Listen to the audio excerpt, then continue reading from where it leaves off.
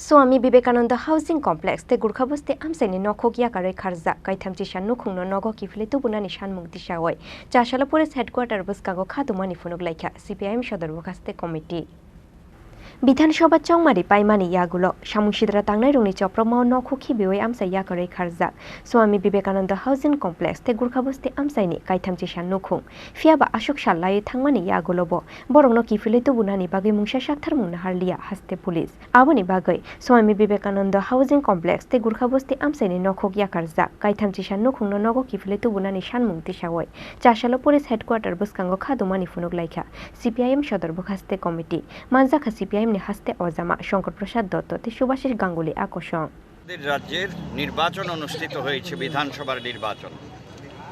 এই নির্বাচনের দিন থেকে ভগৎ সিং সংলগ্ন যুব আবাস সংলগ্ন যে স্বামী বিবেকানন্দ আবাসন আছে, মানুষ থাকেন এখানে অনেকগুলো পরিবার, 15টি পরিবার নির্বাচনের দিন থেকে তারা বাড়ি ঘর ছাড়া। তাদের অপরাধ একটাই, তারা বিরোধী দলের সমর্থক। আজকে প্রায় 3 মাস হতে চলল, প্রশাসনের দিক থেকে এই পরিবারগুলোকে ফেরানোর জন্য কোনো উদ্যোগ গ্রহণ করা হয়নি।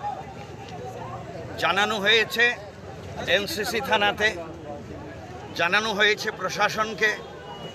আমাদের ওই এলাকার যারা বিজেপি দলের নেতা, তাদের কাছে ওই এলাকার মানুষ গেছেন, গিয়ে বিষয়টি জানিয়েছেন যে আমাদেরকে ঘরে ফেরানোর ব্যবস্থা করুন। ওই এলাকার যে থানা এনসিসি পিএসকে জানানো হয়েছে যে আমাদেরকে ফেরানোর ব্যবস্থা করুন। রাজ্যের বিধানসভার অন্যতম সদস্য মাননীয় জিতেন্দ্র চৌধুরী রাজ্যের মুখ্য সচিবকে ঘটনাটি জানিয়ে পরিবারগুলোর নাম জানিয়ে চিঠি দিয়েছেন। অদ্যাবধি আজ পর্যন্ত কোনো সদর্থক পদক্ষেপ সরকারের দিক থেকে গ্রহণ করা হয়নি। 2রা মার্চ যখন ফলাফল বেরোলো নির্বাচনের, সেদিন গোর্খাবস্তি এলাকা থেকে 15টি পরিবার বাড়িঘর ছাড়া। তাদের অপরাধ, তারা বিরোধী দল করে। আমরা জিজ্ঞেস করতে চাই রাজ্যের মাননীয় মুখ্যমন্ত্রীকে, উনি তো বলছে আইনের শাসন চলছে, সুশাসন আছে, গণতন্ত্র রয়েছে। মহাকরণ থেকে ঢিলছোড়া দূরত্বে 15টি পরিবার আজও যেতে পারেনি।